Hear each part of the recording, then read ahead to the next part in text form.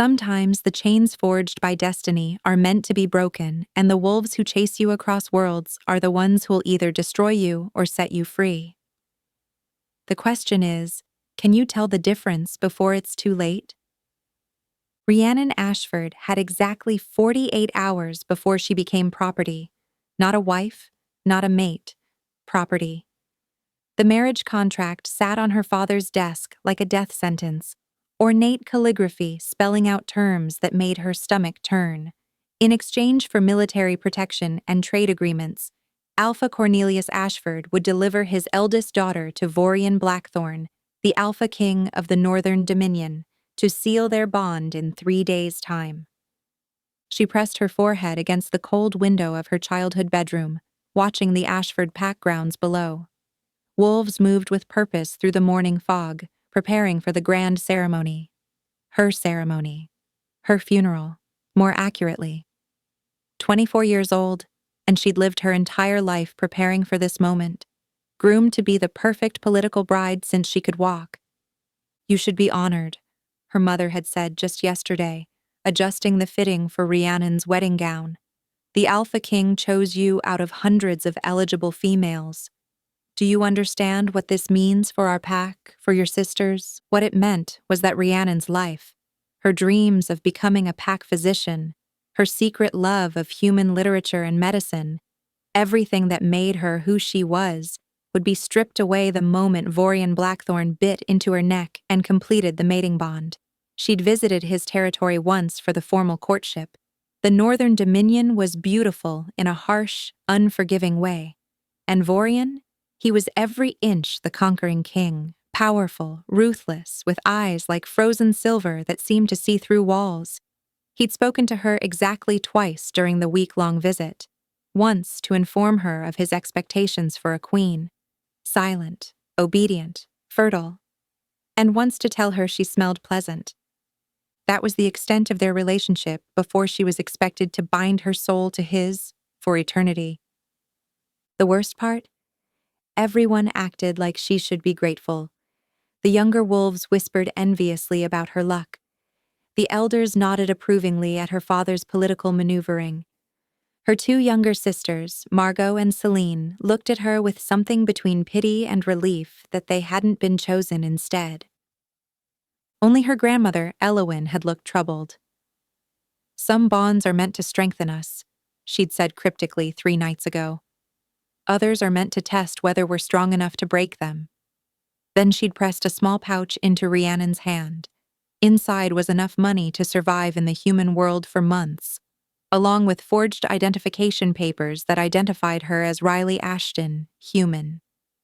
"Just in case," Elowyn had whispered. "Just in case you need to remember that you're more than what they've decided you should be."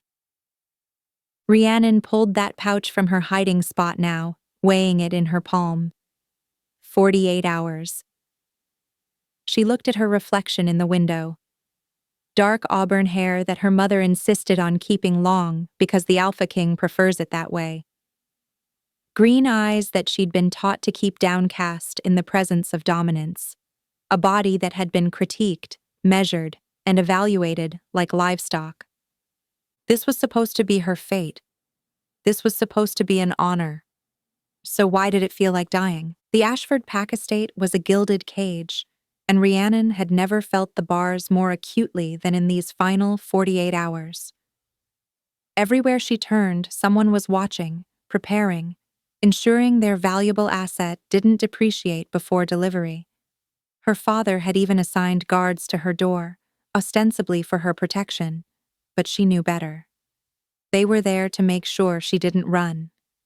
Miss Rhiannon Dreven, her father's beta and head of security, caught her in the hallway that afternoon. He was a mountain of a man, scarred from decades of warfare, with eyes that missed nothing. "Your father requests your presence in his study. The Alpha King's envoy has arrived early." Her heart sank. Early? Vorian wasn't supposed to arrive until the wedding day itself. She followed Draven through the marble corridors, past walls lined with portraits of Ashford Alphas spanning 2 centuries, Every single one of them had built their legacy on the backs of strategic marriages. She was just the latest sacrifice to the family's ambition. Her father's study smelled of whiskey and leather. Cornelius Ashford stood behind his massive oak desk, every inch the commanding alpha despite his graying hair. Beside him stood a man Rhiannon recognized from her visit to the Northern Dominion, Malak, Vorian's second-in-command and closest friend. Malak was tall and lean, where Vorian was broad and powerful, with dark hair pulled back in a severe style and eyes that held cruel amusement. He assessed Rhiannon the way one might evaluate a horse at auction. "She's thinner than I remember," Malak said without preamble. "The Alpha King prefers his females with more substance." Rhiannon's nails dug into her palms, but she kept her face neutral. This was her life now, being discussed like an object while standing right there. "She's been under stress with the preparations," her father said smoothly, as if stress was the problem and not the fact that she was being sold. "I assure you, she's in perfect health. Our pack physician has verified her fertility and—" "I'm standing right here," Rhiannon interrupted, the words escaping before she could stop them. The room went silent. Her father's eyes flashed dangerously. One did not interrupt an alpha, especially not a daughter who'd been raised to know better. Malak's lips curved into something that wasn't quite a smile. "Spirit. The Alpha King did mention you had some. Don't worry, little wolf.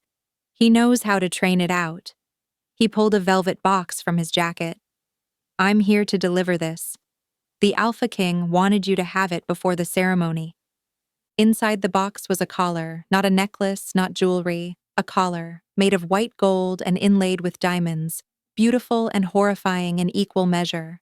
A tag dangled from it, engraved with a single word: Vorian. "It's tradition in the Northern Dominion," Malak explained, watching her reaction with those cold eyes. "The Alpha King's mate wears his collar from the moment of bonding until death. It's quite an honor. There are queens who would kill for such a privilege." "How lovely," Rhiannon managed, her voice barely steady. "Please tell the Alpha King I'm overwhelmed by his generosity." "You'll tell him yourself soon enough. He's decided to arrive tomorrow instead of waiting for the ceremony. He wants to ensure his bride is suitable." Malak's pause made it clear what suitable meant. Vorian would likely claim her before the wedding, ensuring she couldn't back out. After Malak left, her father rounded on her. "You will control yourself," he said, voice low and dangerous. "You will smile. You will submit. You will be grateful for this opportunity. Do you understand what this alliance means? The Northern Dominion has the largest military force in the region. With Vorian as our ally, no pack would dare challenge us. Your sisters will make advantageous marriages. Your mother will have the status she's always deserved. And you?" He stepped closer. "You get to be a queen.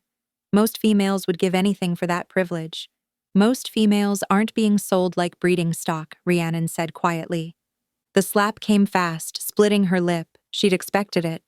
Her father had always been quick with his hands when challenged. "You are dismissed," he said coldly. "And you will wear that collar to dinner tonight. The entire pack needs to see that you belong to the Alpha King now." Rhiannon fled to her room, tasting blood. Belong. As if she was a possession to be owned. She looked at the collar on her dresser where she'd thrown it. The diamonds caught the light, sparkling like stars. Beautiful chains were still chains. That night at dinner, she wore the collar. Every wolf in the dining hall stared, some with envy, some with pity. Her mother beamed with pride. Her sisters looked uncomfortable, but said nothing. And Rhiannon felt the weight of it around her throat like a noose, getting tighter with each breath. Tomorrow, Vorian would arrive. Tomorrow, she would have no choices left, unless she made one tonight. Midnight found Rhiannon in the one place she'd always felt safe, her grandmother's cottage at the edge of the pack grounds. Elowin lived separately from the main house by choice, in a stone cottage covered in climbing roses that somehow bloomed even in winter. The pack elders whispered that Elowin had magic in her blood. though no one said it loud enough for the alpha to hear. "I was wondering when you'd come," Elowen said, opening the door before Rhiannon could knock. Her grandmother looked ancient and ageless simultaneously, with silver hair that still held streaks of the auburn she'd passed to Rhiannon and eyes that seemed to hold centuries of secrets. Inside, the cottage smelled of herbs and old books. Elowen guided Rhiannon to the kitchen table, where tea was already steaming in 2 cups, as if she'd known exactly when her granddaughter would arrive. "You're going to run," Elowen said. Not a question, a statement of fact. Rhiannon's hand went to the collar still locked around her throat. She'd tried to remove it, but it required a key she didn't have. Is it that obvious? Only to someone who knows what to look for. Your mother sees a dutiful daughter preparing for her wedding. Your father sees a valuable asset about to pay dividends. But Elowen reached across the table, covering Rhiannon's hand with her own. "I see a caged wolf finally deciding she'd rather die free than live in chains." Tears burned Rhiannon's eyes. She'd held them back for days, refused to let anyone see her break. But here, with the only person who'd ever truly seen her, they fell. "I can't do it, grandmother. I can't let him claim me. I can't spend my life as property, producing heirs and smiling while my soul dies. But if I run," she swallowed hard, "Father will come after me. And when he finds me, he'll lock me up until the wedding. Or worse, he'll let Vorian punish me himself." "Your father will come after you, yes," Elowen agreed. "But there are places wolves cannot easily follow. The human world has its protections. Iron, certain herbs, crowded cities where our kind cannot shift without exposing ourselves." She stood, moving to a cabinet that looked ancient. From it, she pulled out several items: a key, a bundle of dried herbs, and a leather journal. "The key fits your collar," Elowen said, placing it in Rhiannon's palm. "I stole it from Malik's coat while he was busy insulting you in your father's study." Rhiannon stared. "How did you—" "I'm old. People forget that old wolves can still be dangerous." Her grandmother's smile was sharp. "The herbs are wolfsbane, iron filings, and mountain ash. Scatter them at thresholds. They won't stop a determined wolf, but they'll slow them down, cause pain if they try to cross. Buy you time." She pushed the journal across the table. It was old, the leather cover worn smooth. "This belonged to your great-great-grandmother, Isabeau. She was like you know. Arranged to marry an alpha she didn't love. But unlike you, she went through with it. Spent 60 years in a bond that slowly destroyed her. Before she died, she wrote down everything she wished she'd had the courage to do, including detailed maps and contacts in the human world, safe houses, people who help our kind when we need to disappear." Rhiannon opened the journal with trembling hands. The first page was written in elegant script. "To the granddaughter who has my spirit, I hope you're braver than I was." "There's something else you need to know," Elowen said, her voice dropping to barely a whisper. "Something your father never told you. Your mother wasn't always Ashford Pack. She was Northern Dominion originally, one of Vorian's father's pack members." Rhiannon's head snapped up. "What?" "She was arranged to marry someone else, but your father stole her away. It caused a war between the packs that lasted 3 years. The only reason it ended was because both alphas died in the final battle, and the new leaders decided to sue for peace." Elowen's eyes held something fierce.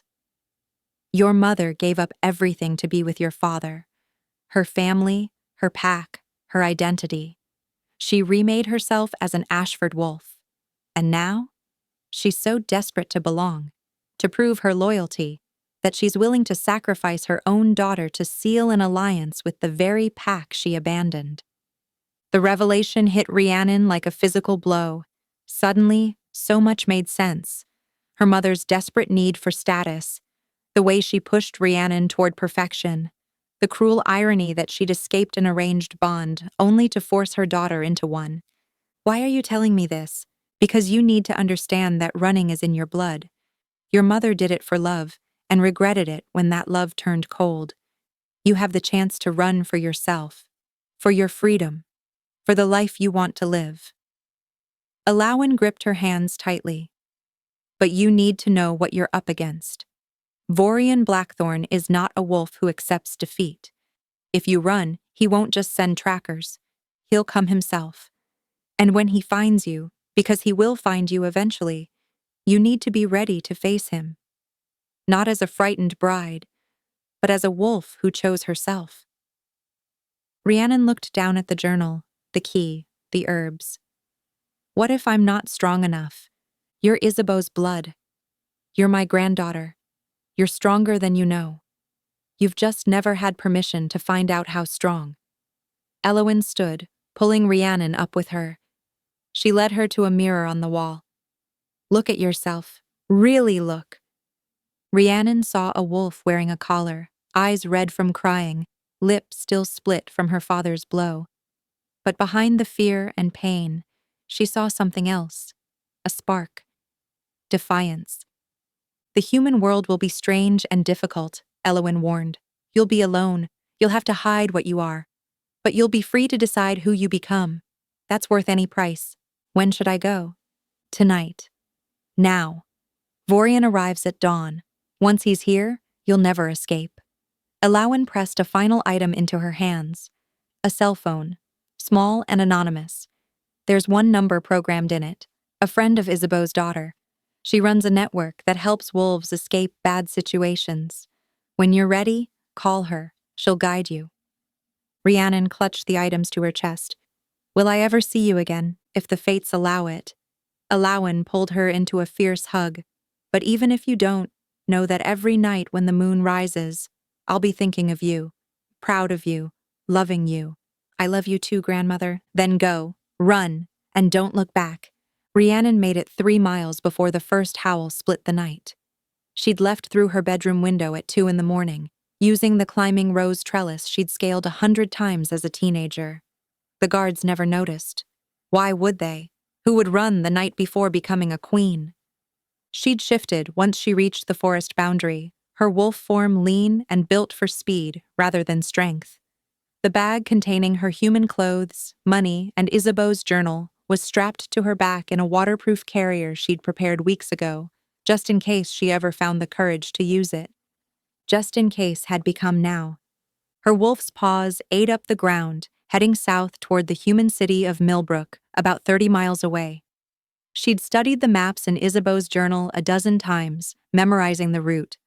Once she reached Millbrook, she'd shift back to human, catch a bus to the coast, and disappear into one of the major human cities where a wolf could lose herself in the crowd. The plan was solid, simple, it should have worked. The howl came again, closer this time. Her father's voice, unmistakable in its authority, calling the pack to hunt. They'd discovered her missing. She'd hoped for at least a few more hours, but someone must have checked on her. Probably her mother, coming to make sure she was resting well before her big day. Rhiannon pushed harder, her wolf's lungs burning. She was fast, but trackers were trained for endurance. They'd catch up eventually. Unless she reached human territory first. Wolves couldn't afford to be seen shifting or chasing each other through human spaces. Too much risk of exposure. She crossed into neutral territory, the buffer zone between packlands and human civilization, just as 3 wolves burst from the trees behind her. She recognized them by scent, Dreven and 2 of his best trackers, Soren and Vikram. They were gaining. Rhiannon's wolf made a split-second decision. She veered hard left, away from the straight path to Millbrook and toward the river. If she could cross the water, it would slow them down, break her scent trail. It was a risk. The river was swollen from recent rains, running fast and high. But staying on land meant certain capture. She hit the water at full speed, the cold shocking her system. The current grabbed her immediately, pulling her downstream. Her wolf paddled frantically, using the momentum to help carry her toward the far bank. Behind her, she heard splashing as the trackers followed. But then, something changed. Another howl, different from her father's. This one was deeper, more primal, carrying an authority that made even her father's commanding voice seem weak in comparison. Every wolf within hearing distance felt it in their bones. A call from an apex predator, from royalty. Vorian. He'd arrived early, and he knew she was running. Terror gave Rhiannon's wolf new strength. She clawed her way up the far bank, shook off the water, and ran. But now she could hear them. 5 wolves, 6 more joining the hunt. And above them all, one set of massive paws hitting the ground with the weight of absolute power. The Alpha King was hunting his escaped bride. Rhiannon burst from the forest into the outskirts of Millbrook just as dawn began to lighten the sky. Houses appeared, widely spaced at first, then closer together. She found a small park with public restrooms and shifted behind the building, her body screaming from the rapid transformation. Her hands shook as she pulled on clothes, jeans, a sweater, the jacket that would hide the collar she still wore because she hadn't had time to remove it. The phone Elowen had given her showed 5:47 in the morning, early enough that the streets were mostly empty except for a few early morning joggers and workers heading to opening shifts. She forced herself to walk calmly toward the bus station, just another young woman out early. But she could feel them, the pack, circling the edges of town, unable to shift and come after her directly, but not willing to lose her trail. And Vorian. Gods, she could feel him specifically, like a thunderstorm about to break. His presence pressed against her awareness through some bond she didn't understand. They weren't mated yet. He shouldn't be able to sense her like this, unless the collar did more than she'd thought. The bus station was a small brick building that smelled like coffee and diesel. Rhiannon bought a ticket for the 6:15 express to Portland, paying cash like Isabeau's journal had instructed. She sat in the waiting area, hood up, trying to be invisible. 6:10, 5 more minutes. The door opened. Rhiannon's heart stopped. A man walked in. Not Vorian, but unmistakably a wolf. He was young, maybe 30, with the build of a warrior and eyes that swept the room with tactical precision. He wore human clothes, jeans, and a leather jacket, but he moved like a predator. His eyes locked onto Rhiannon. She stood, ready to run, but he held up one hand in a gesture of peace. He crossed to her slowly, non-threateningly, and when he spoke, his voice was pitched low enough that only wolf hearing would catch it. "I'm not with your father's pack," he said. "My name is Cassian Reed. I'm with the network. Elowen called me 3 hours ago, told me to watch for a young woman at this station. I'm here to help."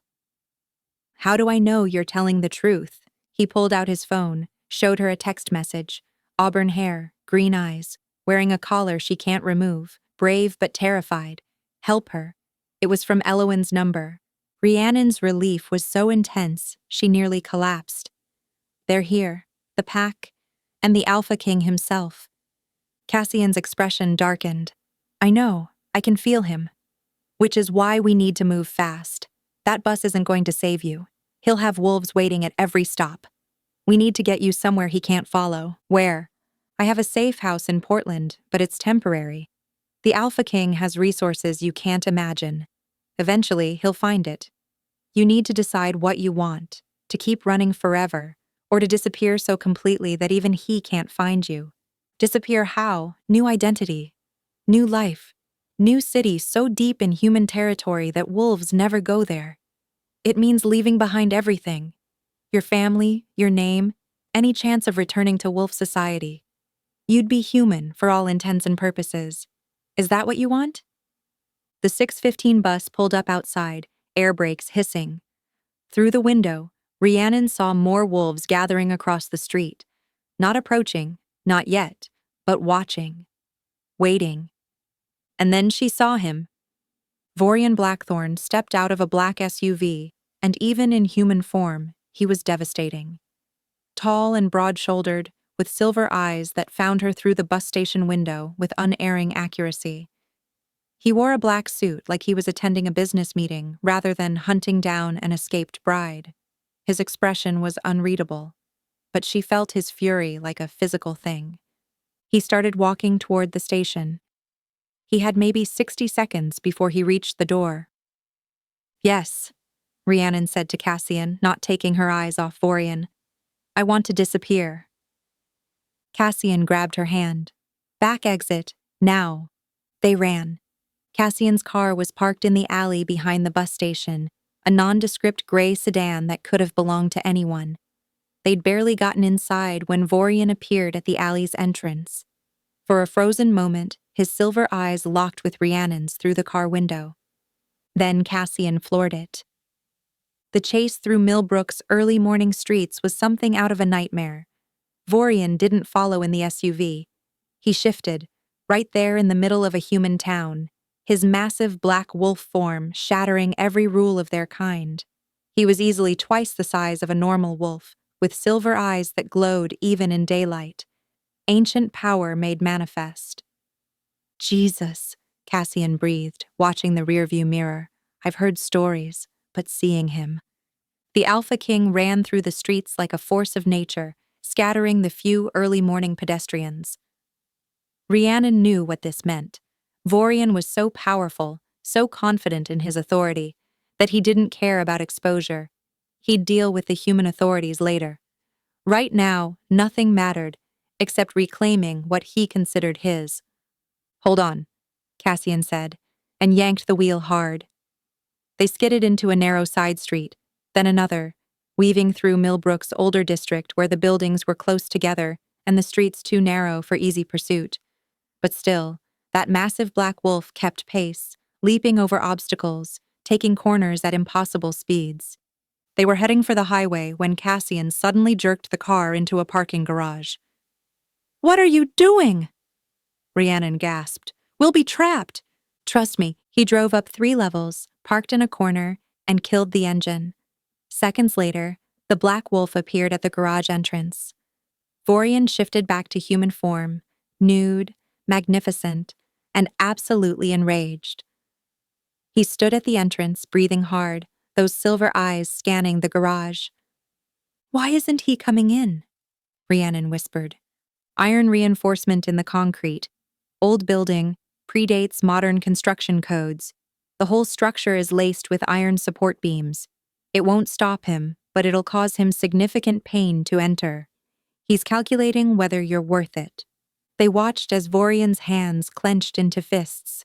He took one step into the garage and flinched, a reaction so small most humans would have missed it.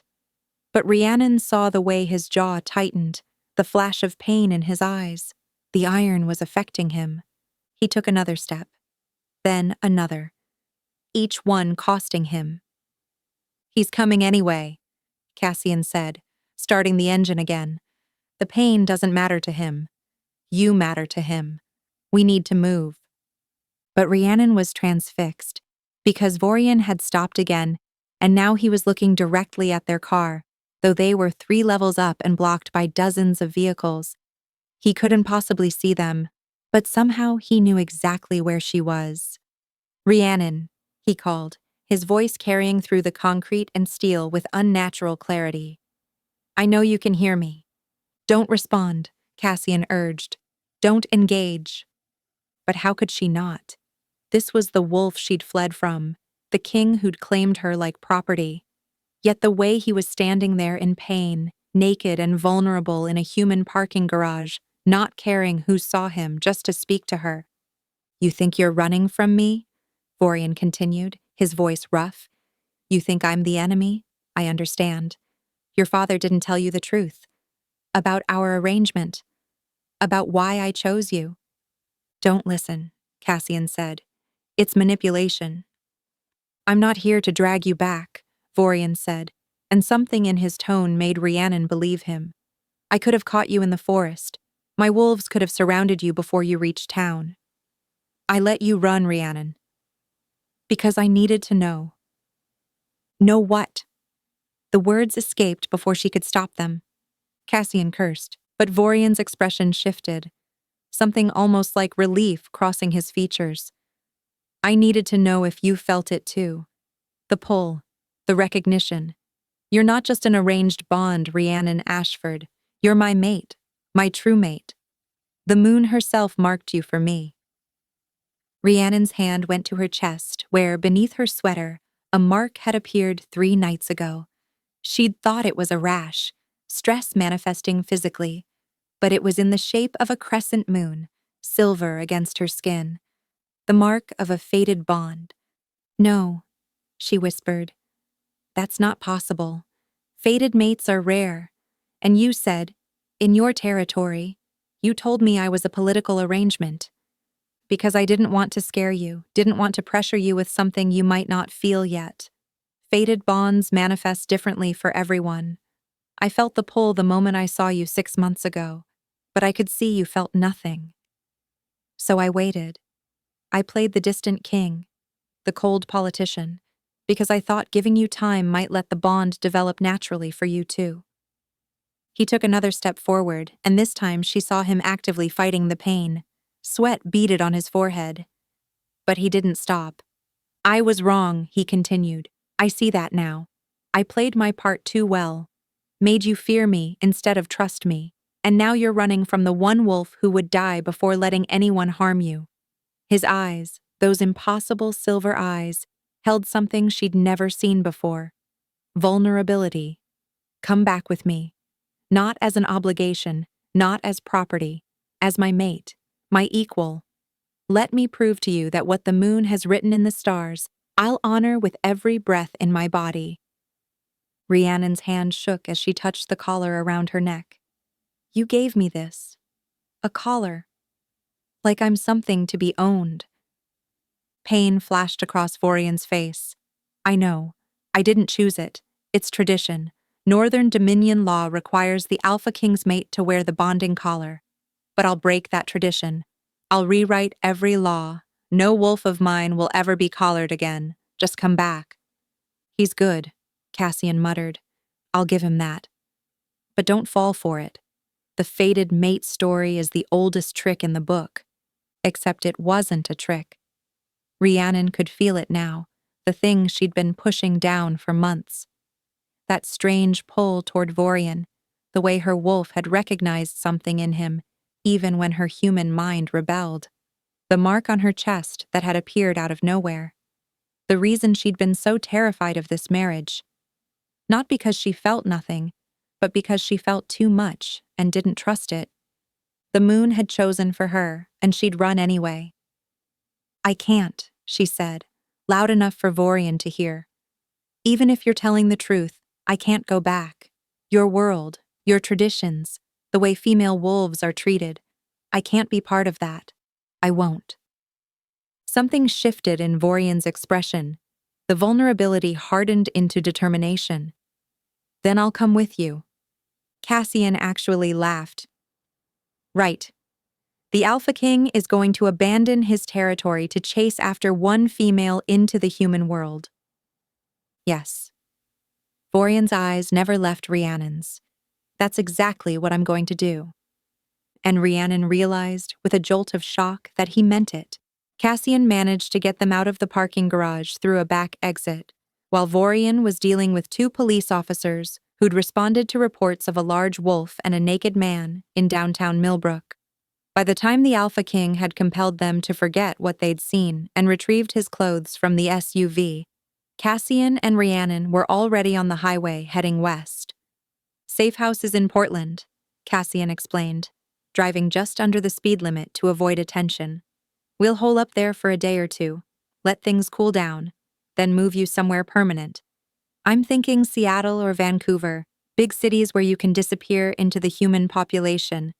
But Rhiannon was barely listening. Her mind kept replaying Vorian's words. True mate.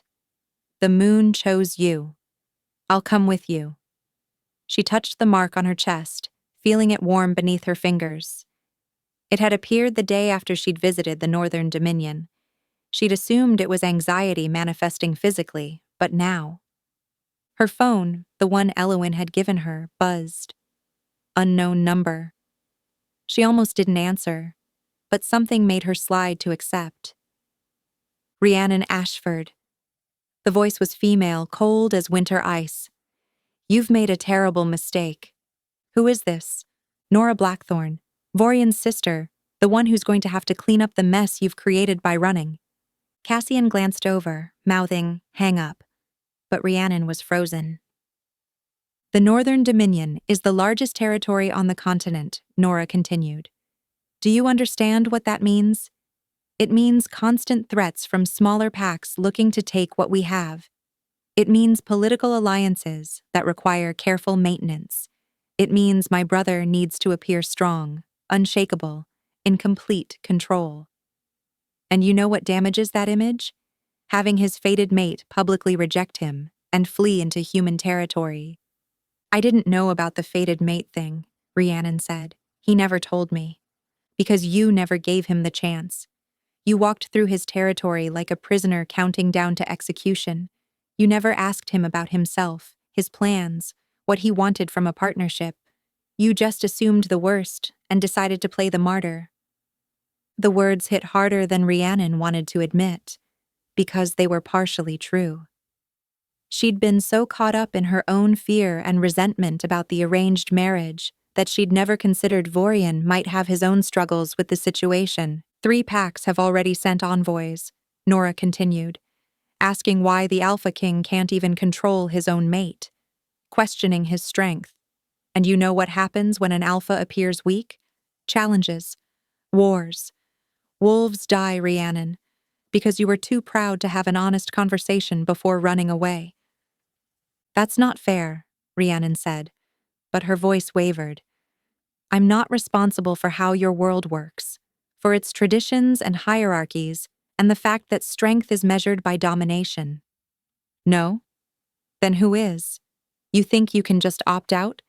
Reject everything about our kind and go live among humans who would fear and hate you if they knew what you really were? Nora's laugh was bitter. My brother is a good male, Rhiannon. Not perfect, but good. He spent 10 years trying to reform Northern Dominion traditions, trying to give lower-ranking wolves more rights, more say in pack decisions. Do you know how many death challenges he's faced from traditional alphas who think he's making the pack soft?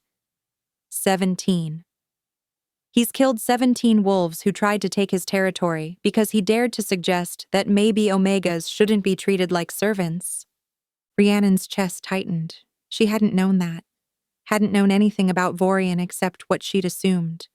The collar, Nora said, her voice softening slightly. I know you hate it. I would too. But it's not what you think. In the Northern Dominion, the Alpha King's collar is made from the first silver his wolf ever claimed in battle. It's meant to be a symbol of protection.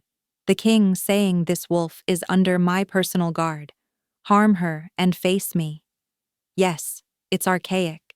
Yes, it needs to change.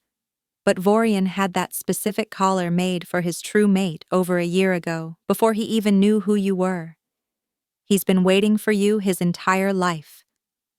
Stop, Rhiannon whispered. Just stop. Come back. Talk to him. If you still want to leave after that, I'll help you disappear myself. But at least give him a chance to... Rhiannon hung up. Don't listen to her, Cassian said immediately. That's what they do. Make you feel guilty for wanting freedom. Make it seem like you're being unreasonable for not wanting to be owned. But doubt had taken root. They reached the Portland safe house by midday. It was a modest apartment in a building that catered to transient workers, the kind of place where no one asked questions. Cassian did a sweep for tracking devices or magical surveillance while Rhiannon collapsed onto the worn couch. Rest, Cassian said. I'm going to make some calls, arrange the next step. We'll move you in 48 hours, somewhere even I don't know the location until the last minute. Can't track what doesn't exist. After he left, Rhiannon sat in the silence of the unfamiliar apartment. She should have felt relieved, free. Instead, she felt hollowed out. She pulled out Isabeau's journal, flipping through the pages. Her great-great-grandmother's story was there in careful detail. The arranged marriage. The alpha who'd treated her like property. 60 years of slow suffocation until she'd finally died, having never lived a single day for herself. But there was an entry near the end that made Rhiannon pause. Sometimes I wonder if I was wrong, if I'd fought harder, spoken up more, demanded to be seen as an equal rather than accepting my role in silence, would he have changed? Or was he always going to be what he was, and my only choice was endurance or escape? I'll never know. And that's what haunts me most. Not that I stayed, but that I never gave him the chance to be better. Rhiannon closed the journal. Outside the apartment window, Portland sprawled below her. Human territory, safety, freedom. But was she running toward something or just away? Her phone buzzed again. This time, a text from an unknown number. The Alpha King has declared formal pursuit. He's coming to the human world. Alone. He stripped himself of title and pack protection to follow you as an equal. Every wolf in the Northern Dominion thinks he's lost his mind.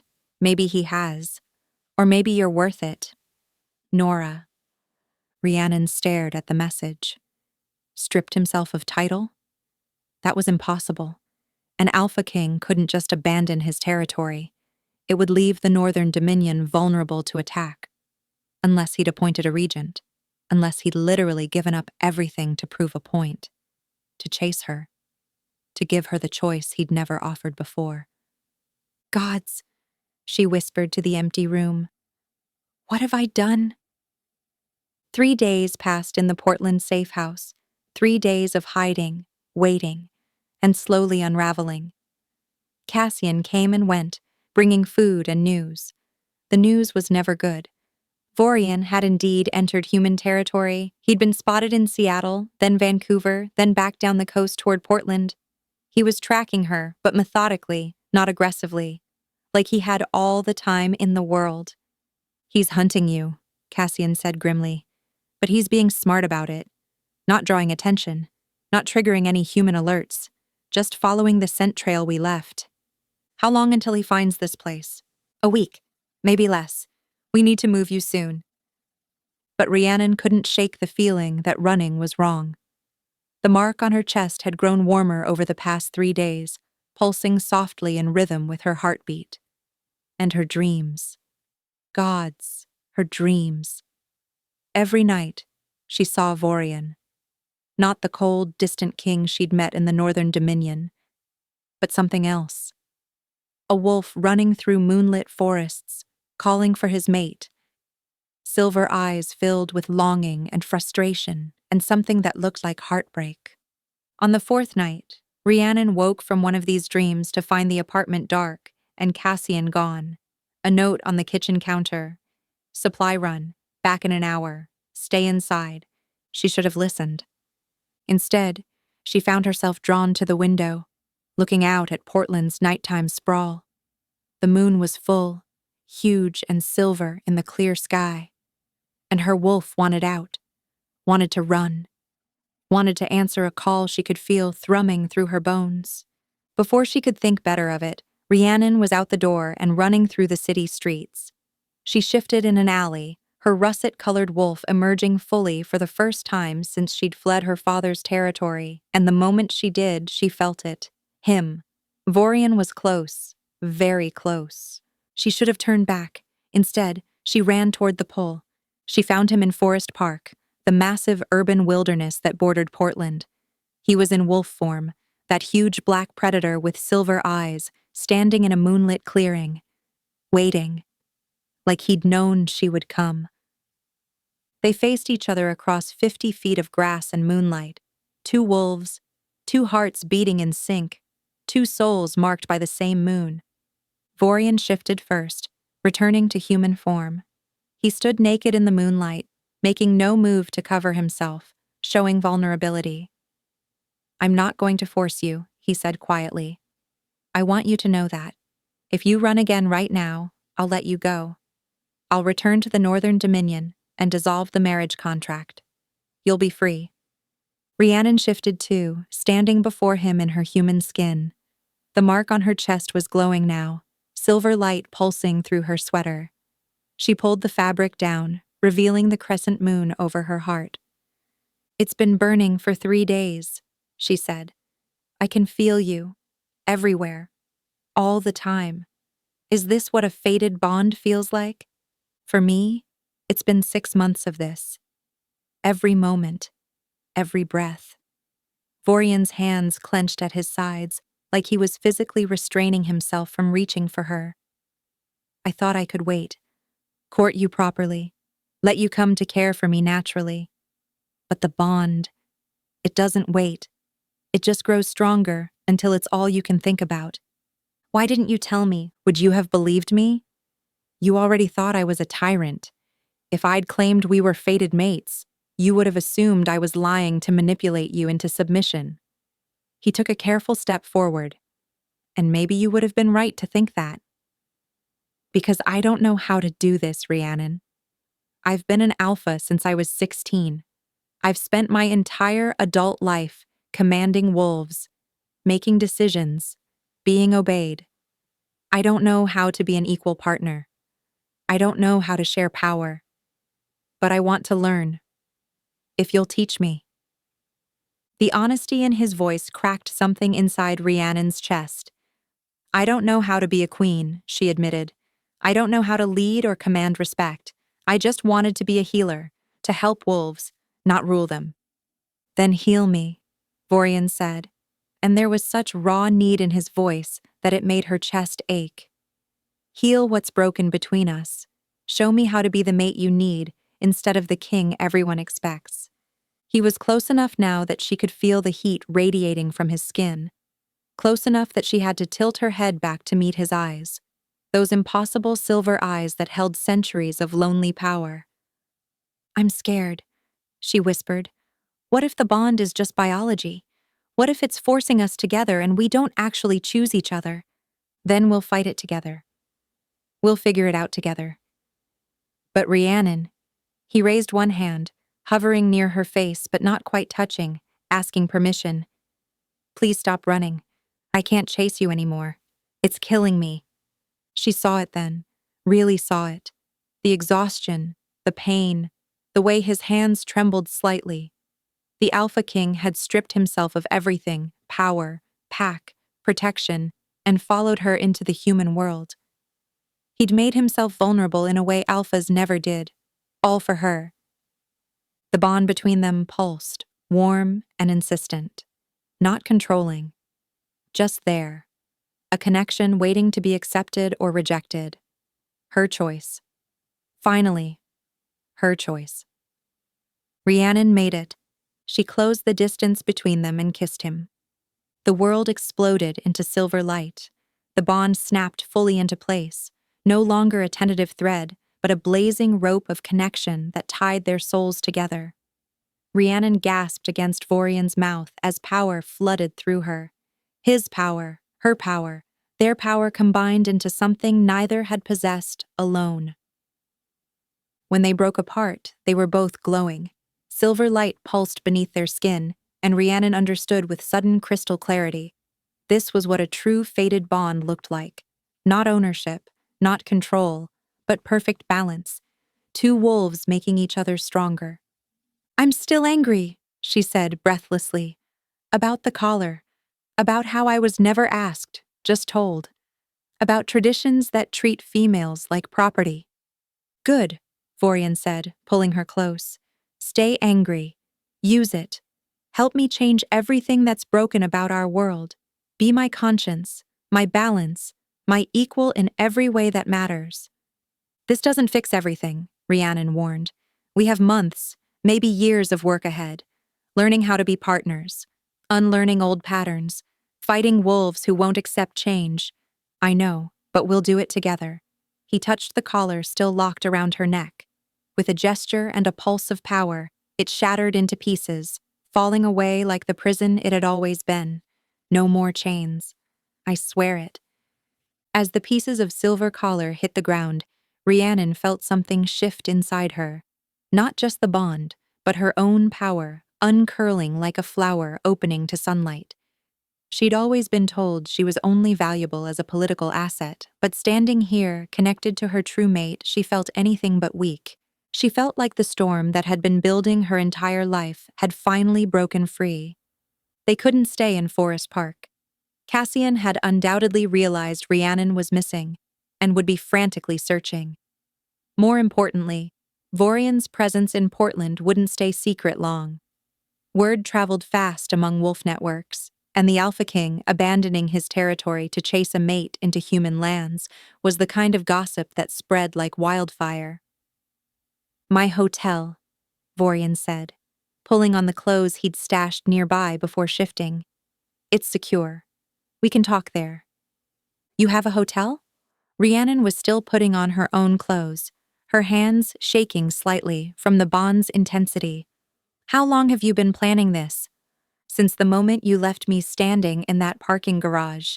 I knew you weren't coming back willingly, so I made arrangements. Nora is acting as regent in my absence. The Northern Dominion won't fall apart without me for a few weeks. A few weeks." The casual way he said it, like dismantling centuries of tradition, was simple. Vorian's hotel turned out to be a penthouse suite in downtown Portland, with enough security to house a diplomat. The moment they entered, Rhiannon felt the wards, magic woven into the very walls, designed to alert Vorian to any supernatural presence. "You came prepared," she observed. "I'm an alpha. Preparation is what keeps me alive."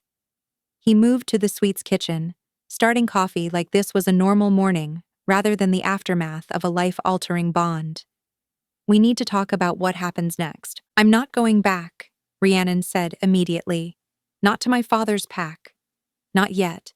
I wasn't going to suggest it.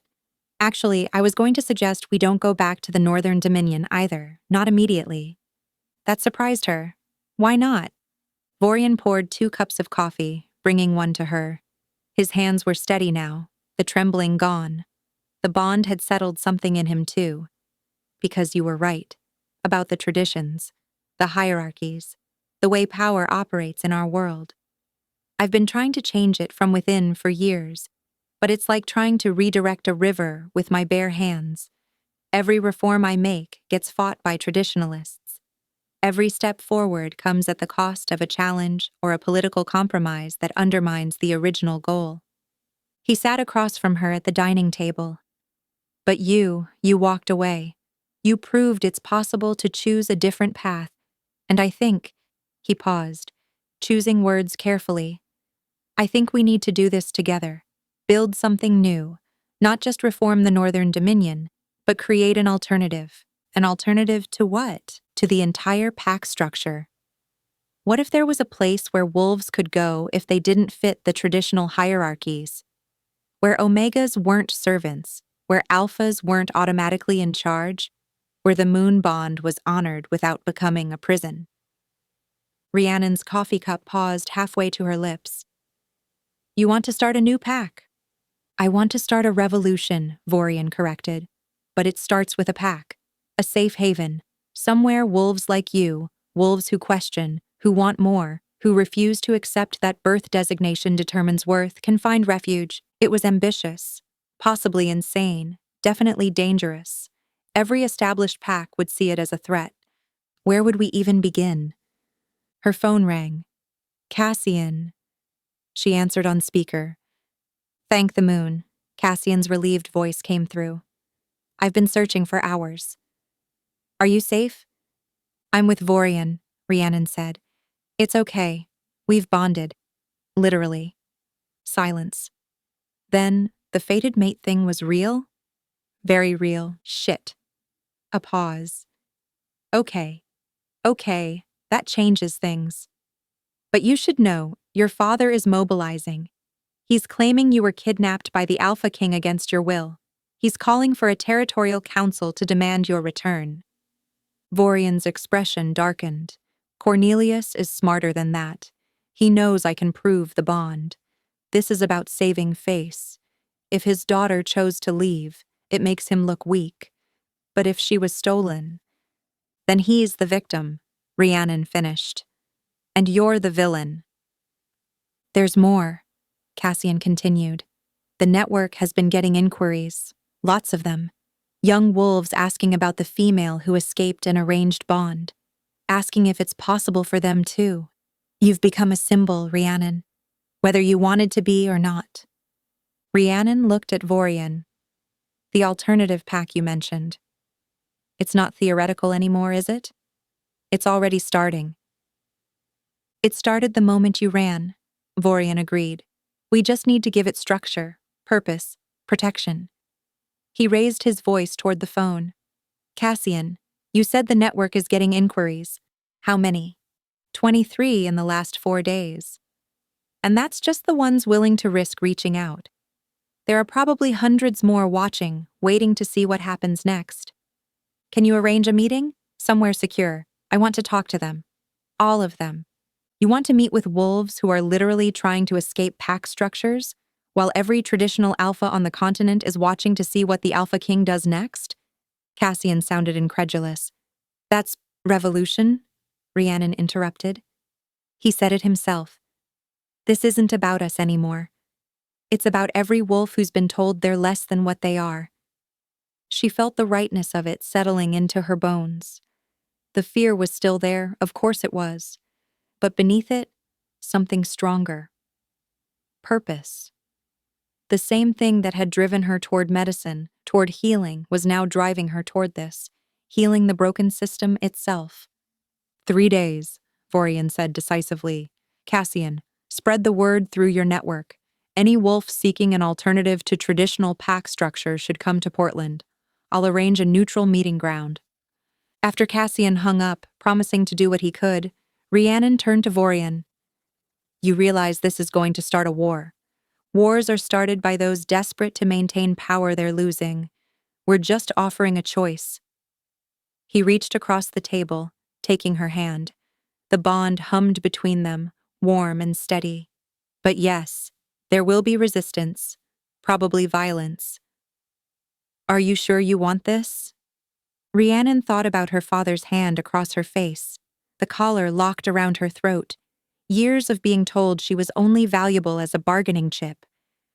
Then she thought about the 23 wolves who'd reached out to Cassian, young wolves like her, trapped by traditions they never chose. I'm sure, she said. Let's build something better. Over the next 3 days, they planned. Vorian used his contacts, wolves who owed him favors or shared his vision for reform, to spread word carefully. Cassian worked his network of wolves who'd escaped bad situations. And Rhiannon reached out to the one person she knew would understand. Grandmother, my darling girl. Alawan's voice came through warm and knowing. I felt your bond snap into place 3 nights ago. The whole moon-blessed bloodline felt it. You're more powerful than you know. Moon-blessed bloodline? Rhiannon's heart stuttered. What are you talking about? Oh, child. Did you think your mother was just an ordinary Northern Dominion wolf? She was moon-blessed, a direct descendant of the first wolves touched by moon magic. It's why Vorian's father wanted her. Why your father stole her away.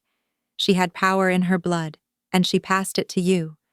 That mark on your chest isn't just a mate bond.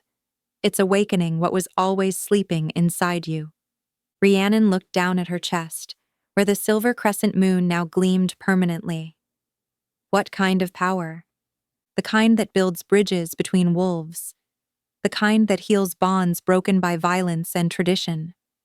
You were never meant to be just a queen, Rhiannon. You were meant to be a catalyst. For change. For evolution. For everything our kind needs but has been too afraid to reach for. After hanging up, Rhiannon told Vorian everything. He listened without interrupting, his expression growing more thoughtful with each revelation. It makes sense, he said finally. I felt something when I first saw you. Not just the mate bond, but something older, deeper, like recognizing something I'd been searching for my entire life. What does that make us? Dangerous, Vorian said with a slight smile, to everyone invested in keeping things the way they've always been. But also, he pulled her close, his forehead resting against hers, exactly what our world needs. The meeting was set for the abandoned warehouse district on Portland's waterfront, neutral ground, easy to defend, large enough to hold however many wolves showed up. Rhiannon expected maybe 30 or 40. Over 200 wolves came. The warehouse was packed with wolves from dozens of different territories, all united by one thing. They wanted something different than what they'd been born into. young omegas tired of servitude, betas seeking recognition beyond their middle-rank status, even a handful of alphas who'd grown disgusted with traditional power structures. Rhiannon stood before them, Vorian at her side, and felt the weight of their hope like a physical thing. "Thank you for coming," she began, her voice steady despite her nerves. "I know many of you risked everything to be here. Some of you left your packs without permission. Some of you are technically rogues now, without pack protection. That takes courage." "We heard you escaped an arranged bond," a young Omega female called out, "that you said no to the Alpha King himself. Is it true?" "Yes. And no." Rhiannon glanced at Vorian. "I ran from what I thought was a prison. But what I found was a choice, the chance to build something new with someone who respects my agency. That's what we're offering here. Not an escape from pack life entirely, but an alternative to the hierarchies that tell us who we must be based on what we were born as." Vorian stepped forward. "I'm not going to stand here and pretend I'm not an alpha, that I don't carry traditional power and privilege, but I'm willing to learn a new way, to build a pack where designation doesn't determine worth, where leadership is earned through wisdom and service, not just fighting prowess, where omegas have as much say in decisions as alphas." Murmurs rippled through the crowd, skeptical, hopeful, afraid to believe. "Why should we trust you?" A male beta stood, arms crossed. "You're still the Alpha King. You still benefit from the system we're trying to escape." "You shouldn't trust me," Vorian said bluntly. "Not yet. Trust has to be earned. That's why I'm proposing a council structure. Any wolf who joins this pack gets a vote in major decisions. No single alpha, including me, can override the collective will. We succeed or fail together." "That's not how packs work," an older alpha said, shaking his head. "Without clear hierarchy, there's chaos. Wolves need structure, need to know their place." "We know our place," Rhiannon said, her voice carrying across the warehouse. "We're told it every day. Omegas serve, betas follow, alphas lead. But what if we're more than our designations? What if we could choose our place based on our abilities and desires rather than having it dictated by birth?" The mark on her chest began to glow. She hadn't intended it, but the passion in her words triggered something. Silver light pulsed through her skin, and suddenly every wolf in the warehouse could feel it. The moon-blessed power flowing through her veins. Ancient, undeniable. "Some of you may know the old stories."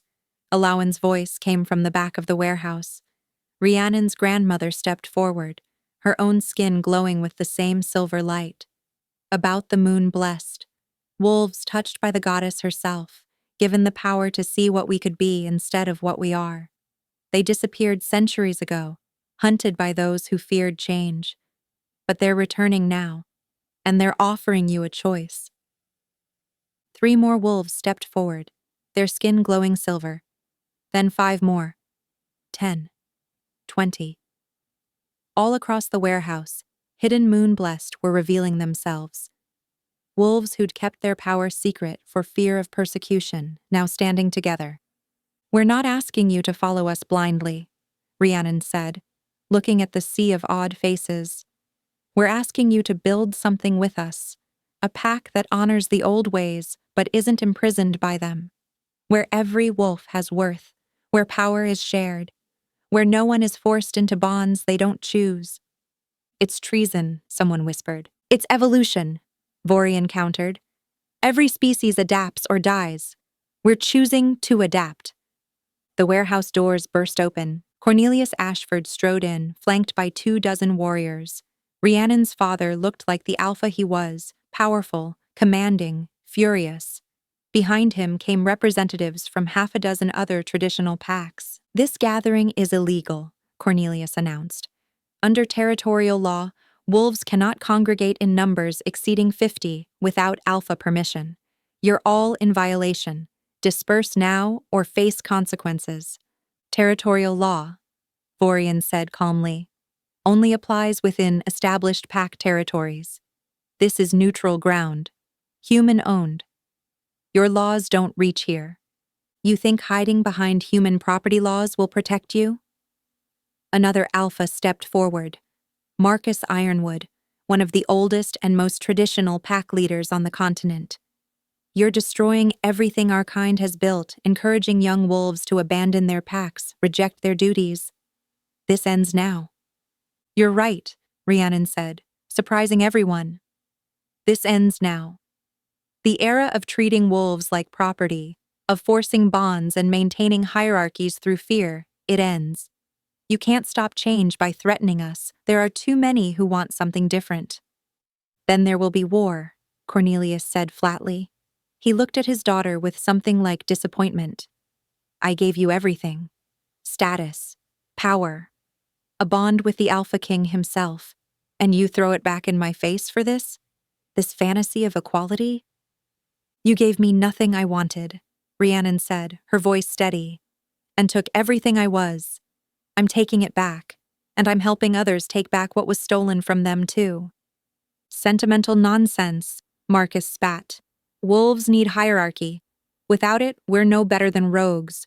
Violent, unstable, dangerous to ourselves and humans alike. Then let us prove you wrong, Vorian said. Give us 1 year. We'll establish our pack, demonstrate that a different structure can work. If we fail, if chaos erupts, then you can say I told you so. But if we succeed, he looked at the gathered traditional alphas. If we succeed, you'll have to acknowledge that maybe, just maybe, the old ways aren't the only ways. And if we refuse, then you'll have to fight 200 wolves willing to die for the chance to be something more than their birth designation. Vorian's eyes glowed silver. Is that really the battle you want? The standoff stretched. Rhiannon could feel the tension, every wolf in the warehouse ready to shift and fight if necessary. Her father's warriors had their hands on weapons. The moon-blessed were glowing brighter, power-building. This was it. The moment that would determine whether their revolution ended before it truly began. Then, surprisingly, it was Marcus Ironwood who spoke. 1 year, he said grudgingly. But there are conditions. You establish your pack in neutral territory, not within existing pack lands. You don't actively recruit from other packs. Wolves must come to you of their own accord. And if there's a single incident of violence or chaos attributable to your new structure, we shut you down. Permanently. Vorian looked at Rhiannon. Through their bond, she felt his question. Your choice. Is this what you want? She looked at the 200 wolves who'd risked everything to be here. At the moon blessed coming out of hiding. At the possibility of something better. We accept your terms, Rhiannon said. Her father's face twisted with something between rage and grief. You're no daughter of mine. No, Rhiannon agreed quietly. I'm my own wolf now, and so can anyone else who wants to be.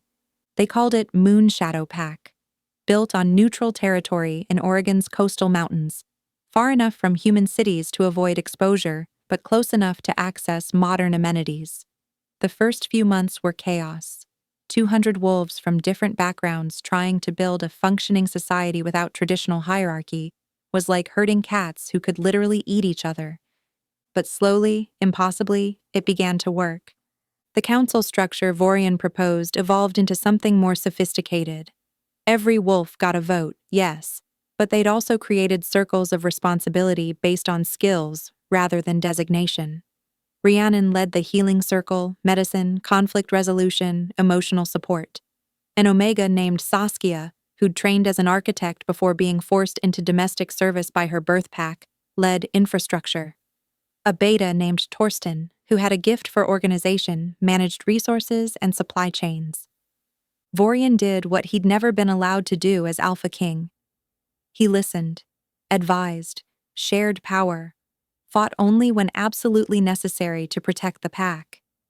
And slowly, the suspicious wolves who joined out of desperation began to trust that this new way might actually sustain itself. 6 months in, 3 more packs dissolved their traditional structures and merged with Moonshadow. 9 months in, they'd established a healing center that served wolves from any pack, regardless of designation or political affiliation. A year in, they'd opened a school where young wolves learned everything from combat to poetry, where Omega pups weren't automatically tracked into service roles and Alpha pups weren't automatically groomed for leadership. The traditional packs watched, some with hostility, some with grudging respect, a few with barely concealed envy. "We did it," Rhiannon said one night, standing with Vorian on the cliff overlooking their territory. Below, the pack was gathering for the full moon run. Over 400 wolves now, and more came every week. "We actually built something that works." "You built it," Vorian corrected, pulling her close. "I just learned to follow your lead." "Liar, you fought harder than anyone to make this happen, because you showed me it was possible." He kissed her temple. "I was so trapped in what an alpha was supposed to be, I forgot what it meant to just be a wolf. Thank you for reminding me." The Moon-Blessed had become teachers, using their abilities to help other wolves understand and develop their own unique powers. Elowen ran a program for young Omegas, teaching them that their empathy and emotional intelligence were strengths, not weaknesses. The power dynamic was shifting, slowly but inevitably, across the entire continent. Not everyone was happy about it. Marcus Ironwood came himself to deliver the message 3 days before Moonshadow's 1-year anniversary. "The territorial alphas are calling a grand council," he said, sitting across from Vorian and Rhiannon in the pack's council chamber. "Your year is almost up. They want to formally assess whether your experiment has succeeded or failed." "And what's your vote?" Rhiannon asked. The old alpha was quiet for a long moment. "When I was young, I had a sister, brilliant mind, natural strategist, should have been a leader, but she was Omega, so she spent her life in the kitchens, her talents wasted. She killed herself at 30, unable to bear the weight of being invisible." His eyes met Rhiannon's. "I think about her when I watch what you've built here, about what she could have been in a place like this." "So my vote?" He stood. "My vote is that the old ways have already lost. We just haven't admitted it yet." After he left, Vorian took Rhiannon's hand. "Are you ready? For the Grand Council? They're going to put us on trial, essentially. Make us defend every decision, every deviation from tradition." "Let them," Rhiannon said. "We have nothing to hide. And if they shut us down," she smiled, "we'll just start again somewhere else. You can't kill an idea whose time has come."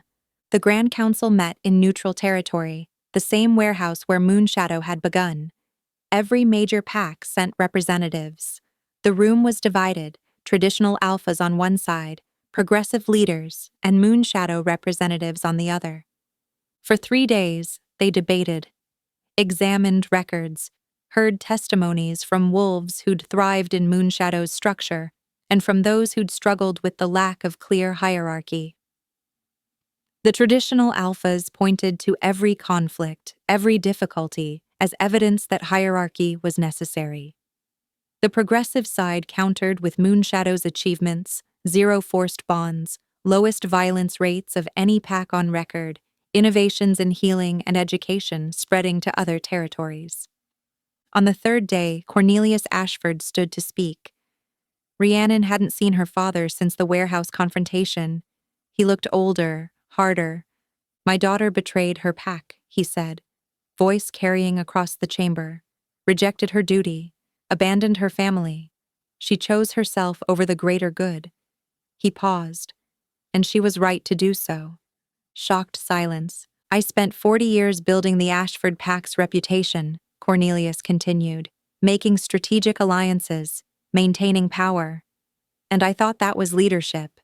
But watching Moonshadow this past year, watching wolves choose to stay rather than being forced to remain, watching young wolves develop talents I would have crushed in my own territory." He looked at Rhiannon. "I was wrong.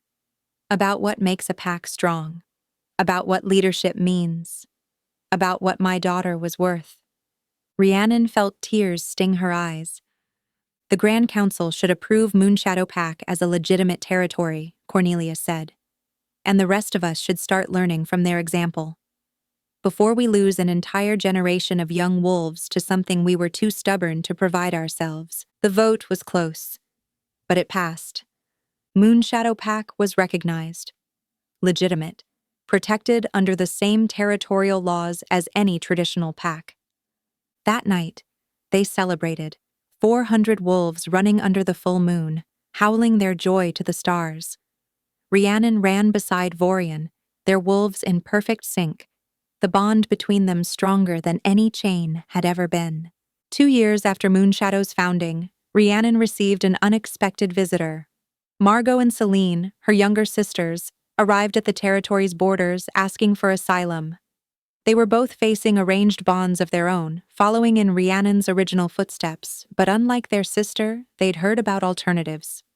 "Father is furious," Margot said over tea in Rhiannon's home, a modest cabin she shared with Vorian, who'd insisted on building it themselves rather than claiming some grand alpha residence. "But he won't stop us. He signed the papers releasing us from the Ashford Pack." "He's changed," Celine added, "started making reforms, asking Omegas for input on pack decisions, disbanded the enforcer program that basically terrorized lower-ranking wolves. It's slow, but," she smiled at Rhiannon, "you did that. By leaving, by building this place, you showed him what was possible." Rhiannon thought about the girl she'd been 2 years ago, terrified, convinced she had no choice, wearing a collar that symbolized everything wrong with their world. Now she wore a necklace Vorian had made her, a silver moon on a delicate chain with an inscription on the back: "Freely given, freely chosen, forever cherished." "Welcome to Moonshadow," Rhiannon said, hugging her sisters. "You'll love it here." The healing center had become Rhiannon's greatest pride. She'd finished her medical training, something she'd always dreamed of but never thought possible, and now ran a clinic that served any wolf who needed help, regardless of pack affiliation or ability to pay. She'd recently started a program for traumatized wolves, those escaping abusive packs or forced bonds, helping them heal from psychological wounds that ran deeper than any physical injury. One patient was Cassia, one of the wolves who'd tormented others in traditional packs. She'd arrived 6 months ago, broken and desperate, fleeing a bond with an alpha who'd beaten her daily. Rhiannon could have turned her away, could have reminded her of the cruelty she'd witnessed in the old systems.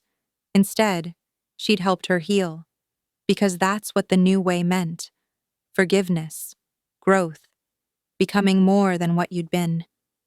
"I don't deserve your help," Cassia had said during one of their sessions. "Probably not," Rhiannon agreed, "but healing isn't about deserving. It's about needing, and you need help. So here I am." Now Cassia worked in the healing center too, helping other survivors, turning her pain into purpose. Vorian had changed too. The ruthless Alpha King, who'd once solved problems with violence and dominance, now spent his days mentoring young wolves, teaching combat that emphasized defense and strategy over brute force. He'd relinquished his claim to the Northern Dominion entirely, naming Nora as the legitimate alpha. She'd continued his reforms, transforming the Northern Dominion into something closer to Moonshadow's structure. "Do you ever regret it?" Rhiannon asked him one night as they lay in bed, the bond between them a warm, constant presence. "Giving up being king?" "Every day," Vorian said honestly. Then he smiled. "For about 30 seconds when I wake up and remember how much simpler it was to just command rather than discuss. And then I remember what I got in exchange, and I wouldn't change it for anything." "What did you get?" "You. US. The chance to build something that matters instead of just maintaining power." He kissed her. "The chance to be a wolf instead of just a king." The annual Moonshadow Gathering had become a continental event. Wolves from every territory came to see what they'd built, to learn, to question, to challenge. Some came as skeptics and left as converts. Others came looking for hope and found community. This year, over 1,000 wolves attended. The gathering included workshops on non-hierarchical leadership, healing practices, conflict resolution, education reform. Rhiannon gave a keynote speech about trauma recovery. Vorian led a session on power sharing for alphas. Young omegas taught classes on emotional intelligence. Betas discussed strategy and logistics. It was everything they'd dreamed of, and it was just the beginning. On the final night of the gathering, as the full moon rose, Rhiannon stood before the assembled wolves and told a story. The story of a young wolf who'd been so afraid, she'd fled into the human world rather than accept the life laid out for her. Who'd been chased by a king and found a partner instead. Who'd been told she was only valuable as a political asset and discovered she was moon-blessed. Who'd thought she was running away but was actually running toward everything she was meant to be. Some of you know that story because you lived versions of it yourselves, she said. You were told you were less than, told to accept your place, told that change was impossible, but you chose differently. You chose yourselves. You chose us. And together we're proving that wolves can be more than what birth designation declares. We can be whoever we choose to become. The gathered wolves howled their agreement, the sound echoing across the mountains like a declaration of independence. Later, Vorian found her standing on their usual cliff, looking out at the territory they'd built together. Thinking deep thoughts? He asked, sliding an arm around her waist. Thinking about how far we've come, how far we still have to go. She leaned into him. There are still territories where omegas are treated like servants, where forced bonds are normal, where questioning the hierarchy means exile or death. Then we keep building, keep offering alternatives, keep showing them a better way exists. Vorian turned her to face him. But Rhiannon, we've already won. Maybe not everywhere, maybe not yet. But here, in Moonshadow, in the hearts of every wolf who chose change over tradition, we've won. The rest is just time. She kissed him, deep and grateful and full of the love that had grown from that explosive bond into something richer, something chosen every day, not just felt. Thank you, she whispered against his lips. For what?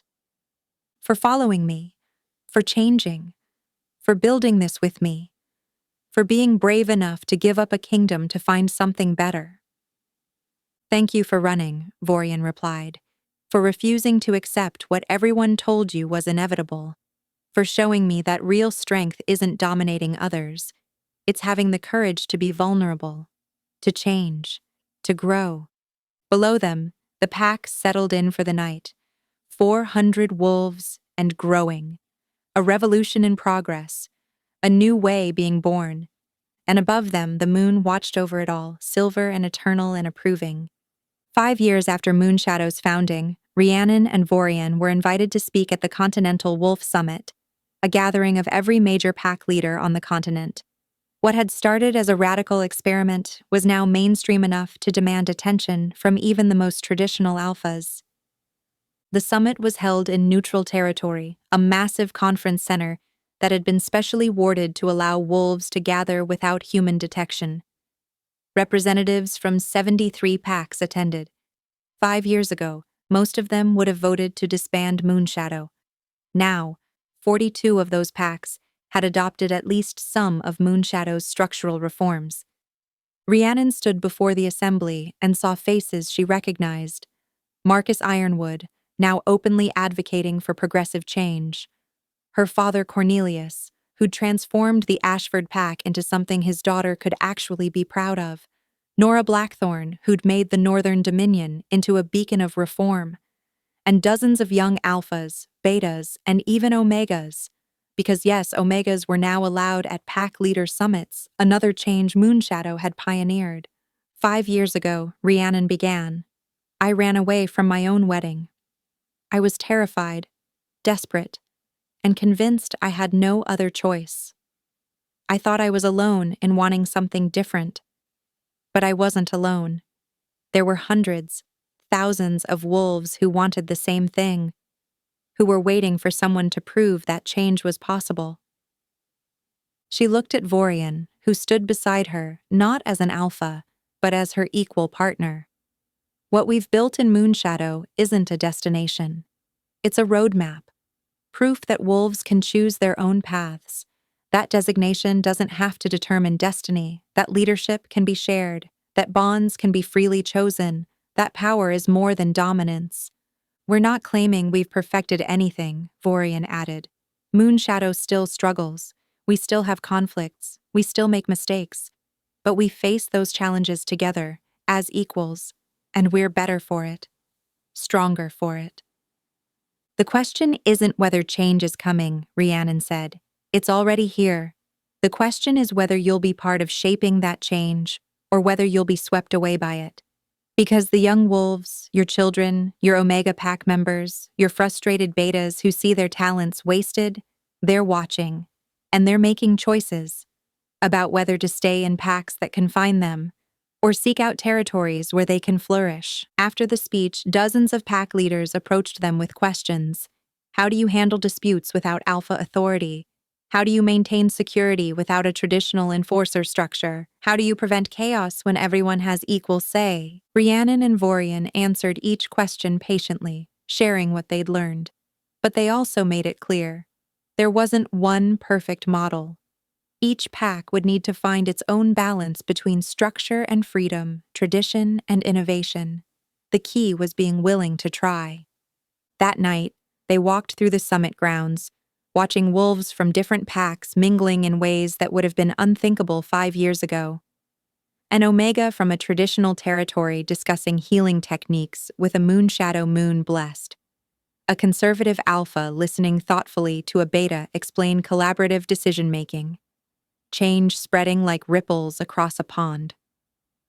We're going to have another pup, Rhiannon said suddenly. They already had one daughter, Luna, who was 3 years old and showed every sign of being moon-blessed like her mother. I took a test this morning. It's positive. Vorian stopped walking, joy spreading across his face. Another pup? Are you happy? I'm terrified, he admitted, and completely overjoyed. Just like I was with Luna. Just like I am every day I wake up next to you. He pulled her close. This world we're building, it's for them. For Luna and this new pup and every young wolf who deserves better than what we had. They're going to change everything, Rhiannon said, one hand on her stomach where new life was growing. The next generation, raised in packs where they have choice, where their designation doesn't limit them, they won't even remember the old ways. Some will call that loss, Vorian said, the death of tradition, and some will call it freedom, the birth of something better. Rhiannon smiled. Let them debate. We have work to do. 6 months later, Rhiannon gave birth to twins, a boy and a girl, both healthy and perfect. They named them Ash and Ember, for the old world that had burned away and the new one rising from its ashes. The day they brought the twins home, Elowen came to visit. Her grandmother was ancient now, her hair pure silver, but her eyes still held that knowing spark. She held each twin, whispering blessings in the old tongue, and when she handed them back, she smiled. You did it, my darling girl. You broke free of chains no one else could see. You chose yourself when everyone told you that was selfish. You built something that will outlast us all.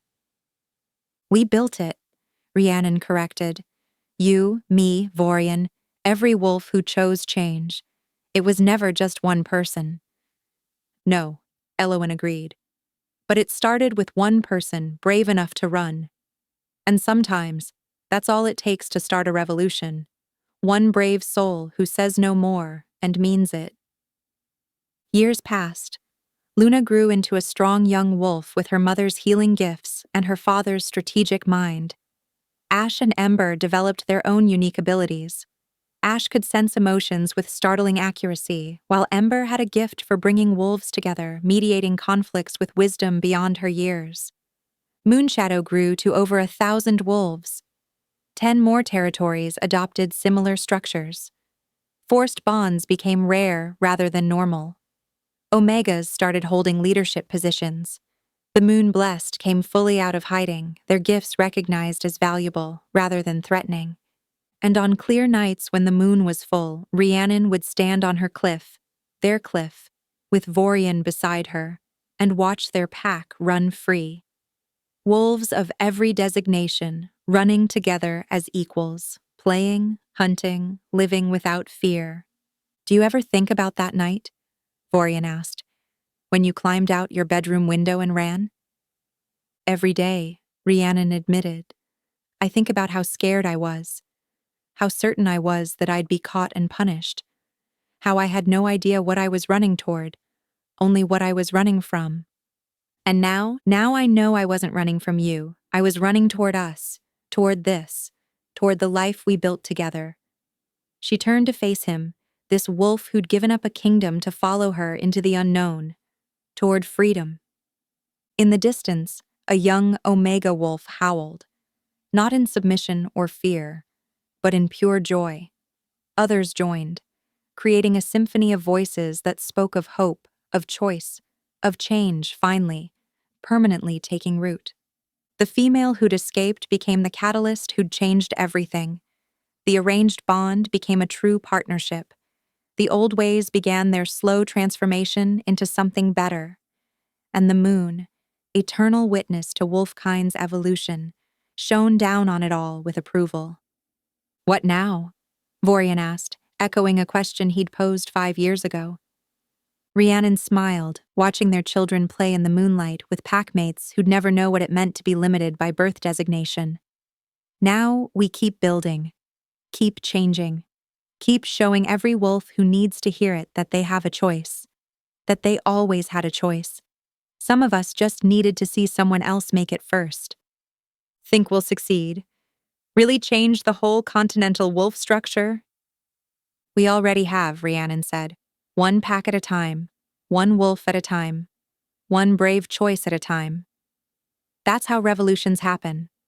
Not all at once, but gradually, until one day you wake up and realize the world isn't what it used to be, that it's become something better. Vorian pulled her close, the bond between them stronger than ever. 5 years of daily choice, daily commitment, daily love, building into something unbreakable. I love you, he said, for running, for letting me catch you, for showing me what real strength looks like. I love you too, Rhiannon replied, for following, for changing, for building this life with me. Below them, Moonshadow Pack settled in for the night. Above them, the moon watched over her blessed children. And between them, the future they were creating together, spread out like a promise waiting to be fulfilled. The wolf who'd been underestimated had become the leader who inspired. The arranged bond had become the partnership that transformed. The tradition that imprisoned had become the change that liberated. And the lone wolf who'd run into the darkness had found her pack, her purpose, and her power. Most importantly, she'd proven something every wolf needed to hear. That destiny wasn't written in the stars or determined by birth. It was chosen. Daily, courageously, defiantly chosen by those brave enough to believe they deserved better. And hope, once awakened in the hearts of wolves willing to fight for it, could never be suppressed again. The revolution had begun with one wolf's escape, but it would be completed by thousands choosing to follow, choosing freedom, choosing change, choosing themselves. And that choice, echoing across territories and generations, would reshape their world forever.